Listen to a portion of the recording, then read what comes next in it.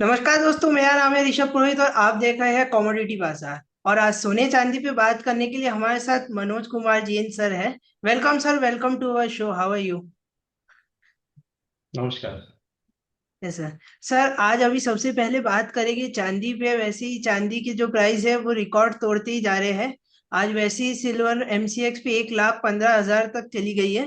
तो सर, आपका क्या कहना है इसके बारे में, और सिल्वर को भी आप आगे और कैसे देख रहे हैं?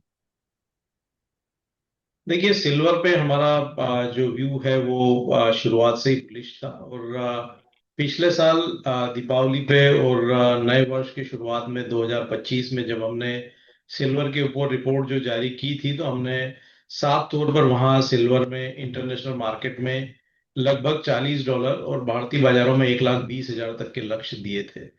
और उसी के अनुरूप जो है हमने सिल्वर में बढ़त भी आते हुए देखी है। और भारतीय बाजारों में सिल्वर आज लाइफ टाइम हाईज पर पहुंचती हुई नजर आई है। और यस। हमने कीमतों को 1,15,000 के स्तर को टेस्ट करते हुए देखा है।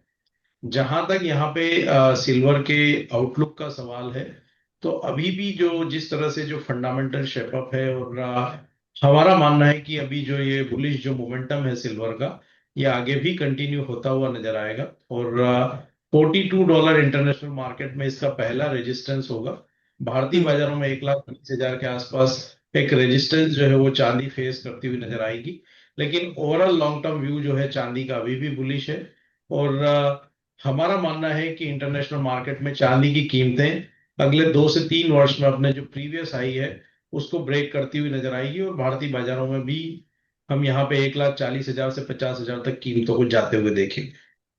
जैसे सर, अभी सिल्वर के प्राइसेस इतने बढ़ गए तो लोगों के मन में एक क्वेश्चन बहुत आता है कि अभी जिनके पास पहले से सिल्वर है वो अभी और तेजी के लिए होल्ड करे या अभी सही मौका है सेल करने का। और क्या अगर इस लेवल पे कोई अगर बाय करना चाहता है तो आप क्या सजेशन देंगे उसे?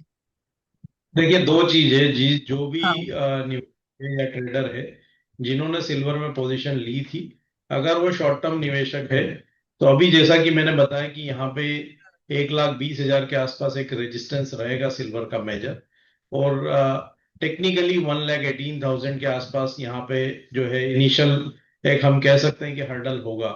तो अगर आप छोटी अवधि के निवेशक हैं या ट्रेडिंग के रूप में आपने चांदी में पैसा लगाया है, तो आप यहाँ पे 1,15,000 से 16,000 की रेंज में एक बार प्रॉफिट बुक कर सकते हैं। लेकिन अगर आप लंबी अवधि के निवेशक हैं और आपने अगले 5 या 7 साल के नजरिए से चांदी में पैसा लगाया है, तो आप अपने निवेश में बने रहिए। आगे यहाँ पे ट्रेंड लॉन्ग टर्म का पॉजिटिव ही है। जहां तक फ्रेश निवेश का सवाल है, तो जिन्होंने अभी तक यहाँ पे बाइंग नहीं की है और जो बाइंग करना चाहते हैं, तो यहाँ पे उनको सुझाव यही रहेगा कि आप एसआईपी के रूप में सिल्वर में निवेश की शुरुआत करें, एकदम से जंप ना करें। क्योंकि हमने एक बड़ी रैली यहाँ पे सिल्वर की कीमतों में आते हुए देखी है। इंटरनेशनल मार्केट में कीमतें 30% से ज्यादा की बढ़त दिखा चुकी है। और भारतीय बाजारों में भी हमने लगभग 35% की बढ़त साल की शुरुआत से अभी तक देखी है। तो उस लिहाज से यहाँ पे आपको एसआईपी के रूप में चांदी में पैसा लगाना ज्यादा फायदेमंद होगा। हमारा मानना है कि चांदी में इंटरनेशनल मार्केट में अब $34 यहाँ पे काफी अहम सपोर्ट रहेंगे लंबी अवधि के निवेशकों के लिए। और उस लिहाज से भारतीय बाजारों में 1,02,000 अब यहाँ पे लॉन्ग टर्म के लिए सपोर्ट बनते हुए नजर आएंगे। तो डिप्स में यहाँ पे एसआईपी के रूप में निवेश का जो है नजरिया निवेशकों को रखना चाहिए। लंबी अवधि का ट्रेंड अभी भी पॉजिटिव है और आगे और भी यहाँ बेहतर रिटर्न बनने की संभावनाएं नजर आती है। यस सर, सिल्वर का वैसे भी लोग कहते हैं कि silver is the next big thing. और सर, अब आप गोल्ड को कैसे देख रहे हैं? जैसे गोल्ड में आपका क्या आउटलुक है? देखिए, गोल्ड यहाँ पे पहले चांदी के मुकाबले आउट परफॉर्म करता हुआ नजर आया था। लेकिन हमने देखा कि जब गोल्ड सिल्वर रेशियो 105 के ऊपर निकल गया था, वहां से फिर हमने गोल्ड में एक रिवर्सल आते हुए देखा। और चांदी में हमने वहां पे हम कह सकते हैं कि बढ़त जो है आते हुए देखी। वर्तमान में हम देख रहे हैं कि जो गोल्ड सिल्वर रेशियो है वो 90 के नीचे फिसलने के बाद यहाँ पे लगातार चांदी में आउट परफॉर्मेंस देखने को मिली। और सोना यहाँ पे एक पॉज जो है वो लेता हुआ नजर आया। इसका मतलब ये नहीं है कि सोने में स्ट्रेंथ नहीं है। सोना लंबी अवधि से हम देखें तो यस। 2016 से लगातार पिछले 8 से 9 वर्षों से एक बुल रन में बना हुआ है। हम्म। इंटरनेशनल मार्केट में हमने कीमतों को लाइफ टाइम हाईस पे जून मंथ में पहुंचते हुए देखा था। जब कीमतें $3,500 के स्तर को टेस्ट करती हुई नजर आई थी, और भारतीय बाजारों में लगभग 1 लाख तक के स्तर तक हम पहुंचते हुए नजर आए थे। हम कह सकते हैं कि एक यहाँ पे कंसोलिडेशन का फेज जो है वो सोने में देखने को मिल रहा है। और अभी जो रेंज है वो 3,200 से $3,400 की एक सोने में बनी हुई थी।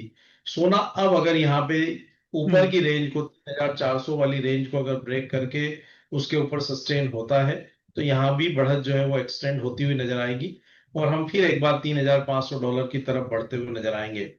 भारतीय बाजारों में हमारा मानना है कि 99,200 एक रेजिस्टेंस है। उस लेवल के ऊपर अगर कीमतें निकलती है, तो सोने में भी हम 1 लाख के स्तर को पार करते हुए देखेंगे। तो एक कंसोलिडेशन सोने में जरूर देखने को मिल रहा है, लेकिन लंबी अवधि में यहाँ भी ट्रेंड पॉजिटिव ही रहेगा। तो सोने में भी निवेशक जो है एसआईपी के रूप में निवेश के लिए जो है एक धारणा रख सकते हैं, और गिरावट में वहां भी जो है निवेश किया जा सकता है। सर अभी आने वाला हफ्ता आप ऐसा कैसे देख रहे हैं बाजार के लिए, क्योंकि अभी जो यूएस है वहां से भी जो जेरोम पवेल है उनके इस्तीफे की खबर आ रही थी, और जो ट्रम्प ने भी अपने टैरिफ पॉज का जो टाइम पीरियड दिया था वो अब खत्म होने वाला है। तो इन न्यूज़ का आप क्या देख रहे हैं, और आपको लग रहा है और भी कोई फैक्टर है जो आने वाले टाइम में इम्पोर्टेंट हो सकते हैं गोल्ड और सिल्वर के लिए? काफी सारे फैक्टर्स है यहाँ पे। जिस तरह से ग्लोबल अनसर्टेनिटी बनी हुई है, यूएस प्रेसिडेंट के टैरिफ को लेकर के लगातार जो बयान आ रहे हैं, और काफी सारे देशों के ऊपर उन्होंने 1 अगस्त से जो है टैरिफ लगाने की बात भी कही है। साथ ही यूएस प्रेसिडेंट जो है, रशिया और यूक्रेन वॉर अभी तक यहाँ पे सीज फायर हुआ नहीं है, तो उसको लेकर के भी थोड़ा एग्रेसिव है, और वो लगातार वहां पे रशिया के ऊपर जो है बयान देते हुए नजर आए हैं। और उन्होंने ये धमकी भी दी है कि जो भी रशियन ऑयल इंपोर्ट करेगा उनके ऊपर वो 500% तक की टैरिफ लगा सकते हैं। साथ ही हम देख रहे हैं कि यहाँ पे यूएस फेड चेयरमैन को लेकर के भी जो है एक तनातनी का माहौल यूएस प्रेसिडेंट और दोनों में बना हुआ है। वो लगातार प्रेशर कर रहे हैं ब्याज दरों में कटौती के लिए, लेकिन जो फेड चेयरमैन है वो वेट एंड वॉच की स्थिति में लगातार बने हुए हैं। साथ ही हम देख रहे हैं कि यहाँ पे जिस तरह से टैरिफ में बढ़ोतरी यूएस ने की है, उसके चलते ग्लोबल इकोनॉमिक जो हम कह सकते हैं कि जो सरकमस्टांसेस है वो थोड़े से शेक होते हुए नजर आए हैं, और जो ग्लोबल इक्विटी मार्केट है वहां पे लगातार दबाव है। तो इसके चलते हमारा मानना है कि सोने और चांदी का जो सेफ हेवन डिमांड है वो बरकरार रहेगा। इस सप्ताह यूएस के इन्फ्लेशन के नंबर्स भी आने हैं, वहां से एक फेड रेट को लेकर के थोड़ा क्लू मिलता हुआ नजर आएगा। और जिस तरह से यूएस प्रेसिडेंट जो है यूएस ट्रेड टैरिफ को लेकर के एग्रेसिव है, तो वो कंटिन्यूस हम कह सकते हैं कि जो ग्लोबल इकोनॉमी है उसको अनस्टेबल करते हुए नजर आएंगे, और उसके चलते सोने और चांदी की सेफ हेवन जो डिमांड है वो कायम रहेगी। तो ओवरऑल जो फंडामेंटल फैक्टर्स है वो सोने और चांदी के लिए यहाँ पे सपोर्टिव है। और जैसा कि आपने कहा कि जेरोम पावेल के ऊपर इस्तीफे का दबाव है, ऐसा कुछ अगर होता है और वहां पे अगर फेड के चेयरमैन बदलते हैं, और जैसा कि यूएस प्रेसिडेंट चाह रहे हैं ब्याज दरों में कटौती, और नए जो भी यहाँ पे चेयरमैन आते हैं अगर वो एग्रेसिव रेट कट करते हैं, तो वो भी सोने और चांदी के लिए एक बड़ा पॉजिटिव फैक्टर का काम करेगा। तो अभी कोई भी फंडामेंटल यहाँ पे सोने और चांदी के अगेंस्ट में प्ले होता हुआ नजर नहीं आ रहा है। तो ओवरऑल ट्रेंड जो है सोने और चांदी का, फंडामेंटली और टेक्निकली जो लंबी अवधि का ट्रेंड है वो पॉजिटिव बना रहेगा। और सर अब लास्ट क्वेश्चन, जैसे अब अगले जो महीने आने वाले हैं वो पूरे फेस्टिवल सीजन आने वाले हैं, जैसे अभी गणेश चतुर्थी फिर नवरात्रि और ये, तो आप ऐसा एक जो रिटेल कस्टमर है मेरे जैसा उनके लिए आप क्या सजेशन देंगे कि वो एसआईपी करे या थोड़ा थोड़ा फिजिकल गोल्ड बाय करे? देखिए, फिजिकल गोल्ड जब भी बाय करना चाहिए जब आपको उसकी नीड है। अगर हम्म। आपको कोई नीड नहीं है और आप निवेश के लिहाज से सोच रहे हैं, तो आपको एसआईपी के रूप में, चाहे वो गोल्ड ईटीएफ हो या हम्म। एमसीएक्स पे आप फ्यूचर्स में पोजीशन लेके उसको डिलीवरी में कन्वर्ट कर सकते हैं। डिजिटल गोल्ड भी एक ऑप्शन है। और गोल्ड और सिल्वर के जो म्यूचुअल फंड्स है, फंड ऑन फंड्स, वहां पे भी आप पैसा लगा सकते हैं। सबसे इजीएस्ट वे जो है वो ईटीएफ है, क्योंकि वहां पे जो भी होल्डिंग है आपकी डीमेट अकाउंट में होती है, और राइट। आप उसको शेयर के भांति ही खरीद सकते हैं। और जो निवेश का अमाउंट है वो भी कंपैरेटिवली काफी छोटा होता है। तो जो छोटे निवेशक हैं उनके लिए निवेश की शुरुआत गोल्ड या सिल्वर के ईटीएफ से की जा सकती है।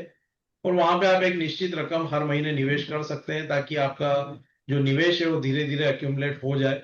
जब आपको फिजिकल गोल्ड या सिल्वर की जरूरत हो, तब आप अपनी ईटीएफ की होल्डिंग को सेल करके उसको फिजिकल में भी कन्वर्ट कर सकते हैं। जहां तक फेस्टिव सीजन का सवाल है, तो बिल्कुल यहाँ पे हम देखते हैं कि फेस्टिव टाइम में डिमांड जो है वो बढ़ जाती है, बढ़ जाएगी। तो उस समय कीमतों में भी यहाँ पे थोड़ी बढ़त देखने को मिलती है। लेकिन सोने और चांदी के जो निवेशक हैं लंबी अवधि के लिए, मैं हमेशा से ही कहता आया हूं कि every time is a right time to buy gold and silver. क्योंकि अगर आप लंबी अवधि के लिए सोने या चांदी की खरीदारी की अगर प्लानिंग कर रहे हैं, तो कोई भी भाव जो है आप उस पर खरीदारी कर सकते हैं। हो हम्म। सकता है कि शॉर्ट टर्म में भाव थोड़ा आपकी बाई प्राइस से नीचे आ जाए, लेकिन लंबी अवधि में जब आप 2 साल 5 साल या 10 साल में देखेंगे, तो आपका निवेश आप हमेशा आपका प्रॉफिटेबल ही रहेगा। तो लंबी अवधि में सोने और चांदी में जब तक इन्फ्लेशन है, कोई बड़ी गिरावट की संभावना नहीं रहेगी, और लंबी अवधि के निवेशक एसआईपी के रूप में कभी भी निवेश की शुरुआत कर सकते yes sir. Thank you sir. और सर जाते जाते आप कोई डिस्क्लेमर देना चाहेंगे? हैं। सोने और चांदी के फ्यूचर्स मार्केट में मेरी कोई व्यक्तिगत होल्डिंग नहीं है। समय समय पे हमारी रिकमेंडेशन होने के चलते हमारे क्लाइंट्स की इनमें पोजीशन हो सकती है। हम्म। अगर आप सोने और चांदी में निवेश करना चाहते हैं, तो अपने वित्तीय सलाहकार की सलाह से ही करें। Thank you sir. ये थे हमारे साथ मनोज कुमार सर। और अगर आपने अभी तक हमारे यूट्यूब चैनल को सब्सक्राइब नहीं करा है तो सब्सक्राइब कर लीजिए, और हमारी व्हाट्सएप कम्युनिटी को भी ज्वाइन कर लीजिए, ताकि आपको लेटेस्ट अपडेट मिलती रहे। Thank you. Thank you sir. Thank you. Yes sir.